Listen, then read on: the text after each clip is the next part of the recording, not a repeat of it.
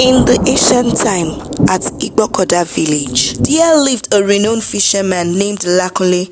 He was celebrated for his skills in navigating the waters and bringing in bountiful catches that sustained the community. His reputation spread far and wide, earning him both admiration and respect. Lakunle was married to two beautiful wives. Despite their love and harmony, the union was shadowed by sorrow. They were unable to bear him a child. Determined to fulfill his dream of fatherhood, in his relentless quest, he sought solace and hope, eventually finding love again. But the question lingered: would life finally favor Lakunle in his pursuit of happiness? Let's find out. Like and subscribe for more interesting stories.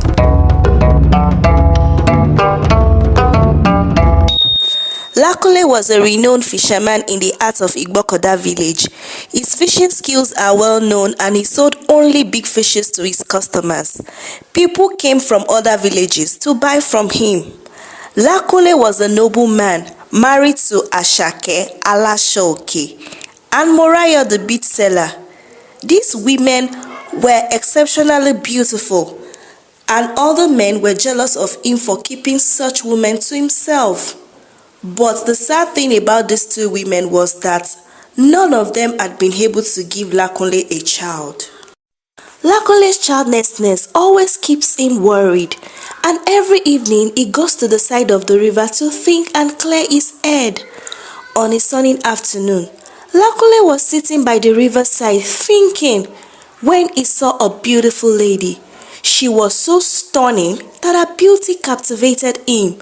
He immediately forgot his worries. He walked up to her and they began talking. Her smiles and charisma can't be compared to none.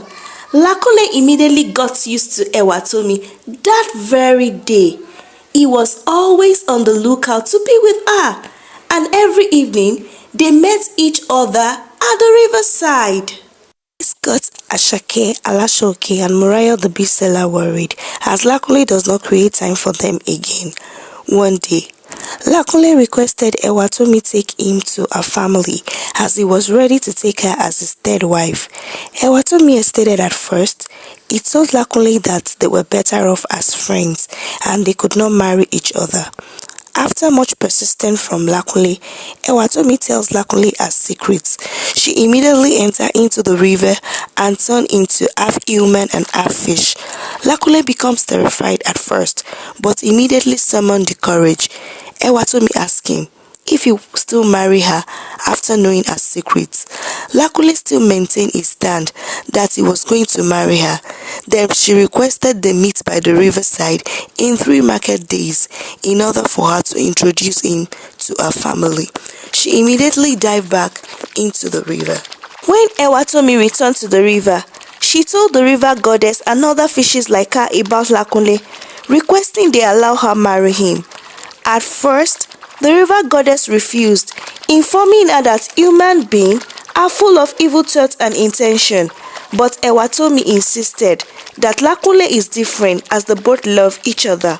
The water goddess then approved of their union. On a sunny afternoon, Lakunle brought Ewatomi to his house as his new wife. The other wives got so angry and confused. They began to ask questions. Where did he get this one from? She's not even from our village. And when did he pay a bride price? That we did not know. These and many more questions prop up their mind. Well, they had no choice than to accept Ewatomi as their wife. But things took a turn when they discovered that Lakunle hardly spent time with any of them again. He spent all his time with Ewatomi. He hardly even slept in their rooms. Ewatomi advised Lakunle to act fairly among the 3 of them.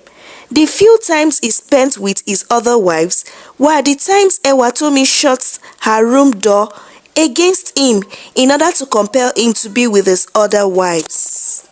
The news of Lakunle getting himself a wife whose beauty is distinct and unmeasurable was widespread, to the extent that people all over the village and its environs turned his house to a tourist center, all in the name of coming to see Ewatomi.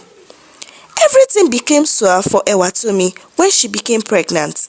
Lakunle's joy knows no bound, seeing that he would soon become a father through the love of his life. In fact, at this point, he hardly communicates with his other wives. He ordered them to do all the house chores while they leave Ewatomi to rest.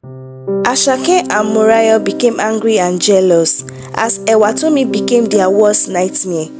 Because they had a common enemy, they became close and strategically planned how they would destroy Ewatomi. They both visited a witch doctor who gave them poison to put in Ewatomi's food in order for them to kill her.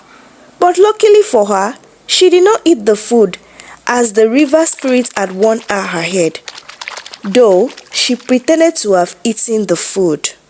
The following morning, Asake and Morayo were surprised that she was still alive. They rushed back to the witch doctor, who told them a secret after much consultation. They were informed that she was not an ordinary creature, so he told them the secret of what would make her return to the water forever. They left the witch doctor's place happy, knowing that they had found a lasting solution to their predicament. On getting home, they met Ewatomi and Lakunle discussing and planning a naming ceremony. Morayo became mad that she immediately entered into the house and came out with a bucket of water which she poured on Ewatomi. Ewatomi screamed. She immediately transformed into half human and half fish. Everyone around ran back as they became terrified. Lakunle and Ewatomi began to cry. Lakunle pleaded with her to stay, but Ewatomi disappeared from his house back to the river, never to return. Thereafter, Lakunle became a shadow of himself, the pain of losing a loved one, even with his child. He in turn cast a spell on Morayo and Asake, who later died mysteriously. He began to search for Ewatomi, diving into the river and calling out to her every night, but the river remained silent. The other Mami Water, now very vengeful for his deviance, ensured that every attempt to find Ewatomi would fail. Each time he ventured into the depths, they would draw him back to the shore, cursing him with agony of love that could never be. The pain of losing Ewatomi consumed Lakunle. His nights were sleepless, filled with dreams of the woman he once held, and the money brought nothing but emptiness. His friends and family worried for him and tried to console him, but no comfort could heal the wound in his heart. Years passed, and Lakunle became a shadow of his former self. He still walked along the river every evening, staring into the river, hoping for a glimpse of Ewatomi. He had lost his love, his happiness, and his place in the world. The river, once his companion, had become his tormentor, a reminder of everything he had lost. In his heart, Lakunle knew that Ewatomi would never return to him. The water had taken her back, as it always did with those who dared to love its daughters. But in his sorrow, he would never forget the love they shared, a love as deep and eternal as the ocean itself. The agony of the love, both joy and the pain will remain with him until the end of his days.